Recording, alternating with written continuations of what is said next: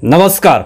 शाहरुख, सलमान और आमिर खान में सबसे पहले कौन सा एक्टर रिटायर होगा? ये सोशल मीडिया पे बहुत ही तेजी से सवाल पूछी जा रही है और सवाल तो ये भी पूछा जा रहा है कि सिर्फ और सिर्फ खान गैंग को ही क्यों टारगेट किया जाता है, चाहे वो आमिर खान हो, शाहरुख खान हो या फिर सलमान खान हो। सोशल मीडिया पे लोग सिर्फ और सिर्फ यही क्यों पूछते हैं कि इन तीनों में से सबसे पहले रिटायर कौन होगा। आज इस वीडियो में इस प्रश्न का उत्तर मैं दूंगा कि कौन सबसे पहले रिटायर होंगे इस फिल्म इंडस्ट्री से। जैसा कि आप लोगों को भी पता है कि अभी जिस तरह की एज और जिस तरह की इनको सपोर्टिंग रोल चाहिए, जिस तरह से कैरेक्टर रोल में ये फिट नहीं हो पा रहे हैं, उस हिसाब से इन तीनों में से सबसे पहले किसको रिटायर लेना चाहिए, आज इस वीडियो में इस विषय पे डिबेट होगी। एनालिसिस के बाद आज सारे पोल को खोलने वाला हूं, तो इस वीडियो को अंत तक जरूर देखिएगा क्योंकि आज ये वीडियो बहुत ही ज्यादा इंपॉर्टेंट होने वाला है आप लोगों के लिए।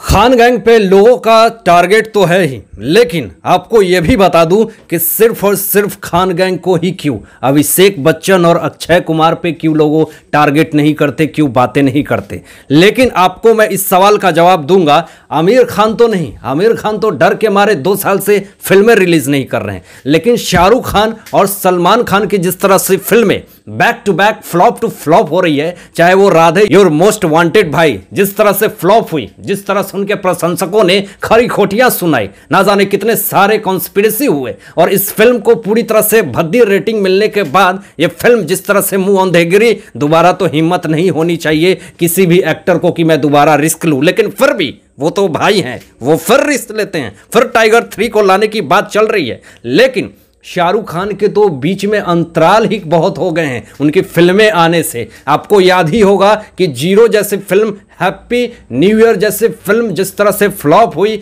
और जिस तरह से वो रेटिंग भी इतनी ज़्यादा लो और जिस तरह से टीआरपी इतनी ज़्यादा गिरी कि उसको कोई फिल्म देखने तक नहीं गया। तो इतना बड़ा अंतराल होने का मतलब क्या है कि क्या शाहरुख खान अब फिल्म इंडस्ट्री को छोड़ना चाहते हैं या फिर रिटायरमेंट लेना चाहते हैं। सलमान खान को फील हो चुका है कि अब बॉलीवुड इंडस्ट्री में मेरी अब पहले वाली औधा नहीं है, मेरी पहले वाली जो क्रेज थी ऑडियंस के बीच में वो अब नहीं है। तो क्या अब इस तरह से जो चीजें जो दिख रही है बॉलीवुड इंडस्ट्री में, क्या पहले शाहरुख खान या फिर सलमान खान रिटायर लेंगे? लेकिन जिस तरह से जो रेटिंग देखी जा रही है, डर के मारे तो आमिर खान गायब हैं, उसके बाद शाहरुख खान की 2 साल से फिल्में नहीं आ रही है, और सलमान खान ने हिम्मत करी तो राधे फ्लॉप हो गया।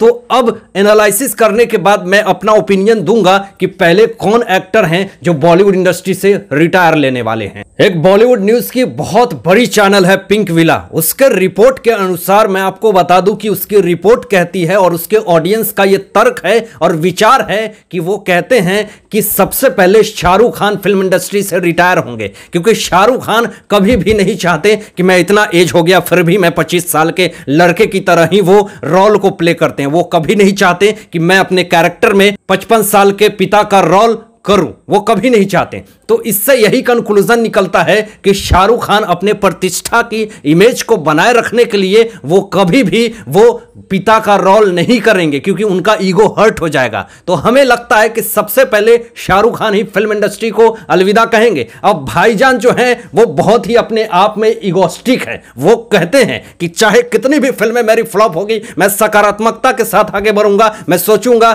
चाहे मेरी राधे वांटेड, मोस्ट वांटेड जो भी है वो फ्लॉप हो जाए, चाहे मेरी टाइगर 3 हो जाए, चाहे मेरी 3-4 फिल्में बैक टू बैक फिल्में फ्लॉप हो जाए, मैं पीछे नहीं हटूंगा। मैं बॉलीवुड इंडस्ट्री में टिका रहूंगा और मैं 55 साल का बाप का रोल भी नहीं करूंगा। देखता हूं कि मुझे कौन फिल्म इंडस्ट्री से निकालता है। तो इस तरह की अगर सोच भाईजान की होगी तो मुझे नहीं लगता कि भाईजान कभी भी रिटायर लेने की बात भी सोचेंगे। और बात करें आमिर खान की, तो आमिर खान ने तो पूरी तरह से संन्यास अभी ले लिया है, वो रिस्क नहीं लेना चाहते हैं। और बाद में इसलिए वो रिटायरमेंट लेंगे क्योंकि वो नए नए सब्जेक्ट पे कुछ रिसर्च करते हैं। वो पूरी तरह से कंट्रोवर्सी में नहीं रहना चाहते हैं, वो पूरी तरह से सारे कॉन्स्पिरेसी से दूर रहना चाहते हैं, किसी भी सामाजिक मुद्दे पे बात नहीं करना चाहते हैं। तो इन सारी चीजों को लेकर के हो सकता है कि आमिर खान कुछ दिनों तक बॉलीवुड इंडस्ट्री में टिके रहेंगे। हालांकि एज उनका भी कम नहीं है, वो भी ज्यादा एज के हो गए हैं, उनको भी पिता का रोल काफी शोभा देगा। लेकिन भैया हीरो बनने की जो जिज्ञासा है पूरे इंडस्ट्री पे जिन्होंने धौत जमा करके रखा है, हमें लगता है कि अभी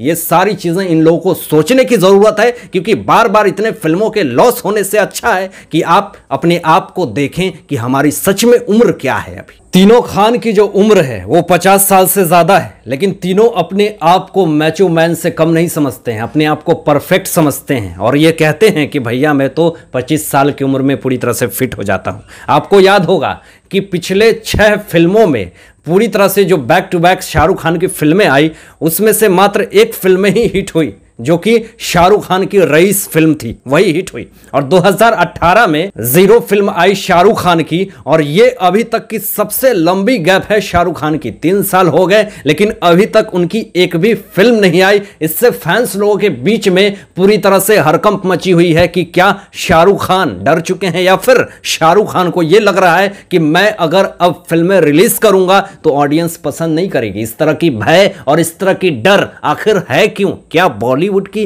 अंदर की अंदरूनी चीजें, कुछ चीजें हैं जो लोग एक्सेप्ट नहीं कर रहे हैं? वो सारी चीजें जो खुल करके सामने आ रही है सच में आज एक दूसरे को एक्सपोज करती है। अब सलमान की बात करते हैं तो बैक टू बैक फिल्में फ्लॉप देने के बाद भी वो अपने आप को भाई समझते हैं। हालांकि आपको बता दूं कि रेस 3, दबंग 3 और उसके बाद जिस तरह से जो राधे मोस्ट वांटेड भाई की जो स्थिति और हस्र हुई, ये सब जानते हैं। यानी बैक टू बैक ये फिल्में फ्लॉप दे दी है, लेकिन कभी भी नहीं ये फील नहीं हुआ कि आज पब्लिक मुझे क्यों इग्नोर कर रही है, क्यों पसंद नहीं कर रही है। आखिर क्या है? रीजन यही है कि वो हर एक फिल्मों में एक ही तरह की एक्टिंग और एक ही तरह की रोल और वही सारी चीजों को बार बार दिखाते हैं, तो ऑडियंस कहीं ना कहीं अब बोर होने लगी। हालांकि उनके पिता सलीम खान ने ही अब उनके फिल्म राधे है उसके स्टोरी पे ही प्रश्न चिन्ह लगा दिया। यानी इससे समझ जाइए कि कहीं ना कहीं अब स्टोरी में भी कमी है, एक्टिंग में भी कमी है, तो बहुत सारी चीजें जो निकल करके सामने आ रही है वो अपने आप में राधे भैया को यानी सलमान खान को ये समझने की जरूरत है। हालांकि आमिर खान फिल्मों के मामले में काफी ज्यादा चूजी हैं, चाहे वो दंगल फिल्म हो या फिर सीक्रेट सुपरस्टार हो, दोनों में अलग अलग कैरेक्टर को इन्होंने दिखाया।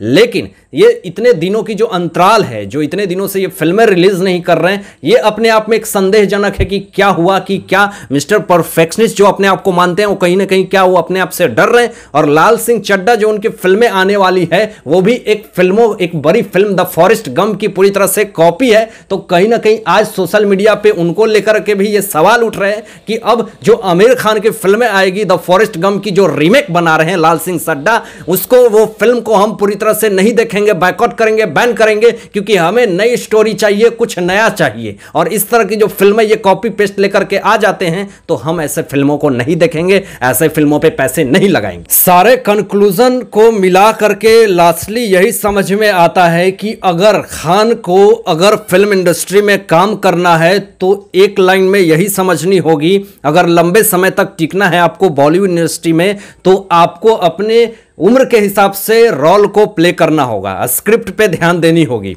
रिटायर होने की जरूरत नहीं है। अगर आप उम्र के हिसाब से, अगर आप अभी पिता के हिसाब से हैं उम्र आपकी, तो आप पिता के हिसाब से उस इंडस्ट्री में काम कीजिए, आपको ऑडियंस देखेगी।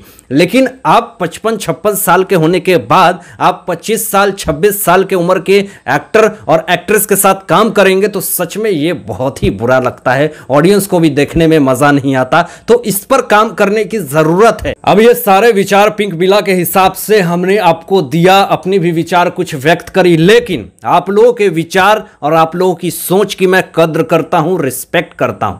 आप लोग क्या सोचते हैं कि तीनों खान में से सबसे पहले कौन रिटायर होना चाहिए? कमेंट बॉक्स में जरूर बताइएगा। तो आज के लिए बस इतना ही, धन्यवाद।